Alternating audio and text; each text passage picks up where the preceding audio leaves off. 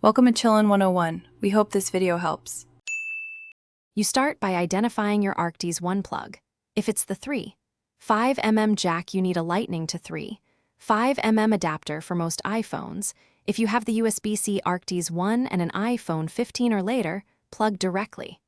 Make sure Bluetooth is off so the phone prefers wired audio, and quit any music or call apps so the phone negotiates the headset immediately. Once done, inspect the adapter for debris and orient the plug correctly to avoid bent pins. You now plug the Arctis 1 into the adapter, pushing until it seats solidly. A loose connection causes static or mic failure.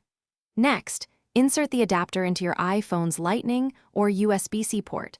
iOS will automatically switch to wired audio. Make sure system volume is up and then open Control Center to confirm the headset appears as the output device. If you plan to use the mic, test a voice memo or call to verify the microphone channel is active and not muted.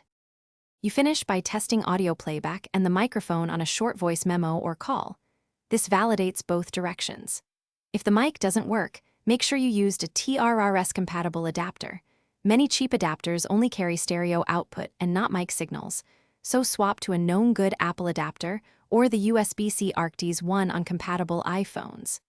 If audio isn't detected at all, restart the iPhone, remove and reinsert the adapter, and retry.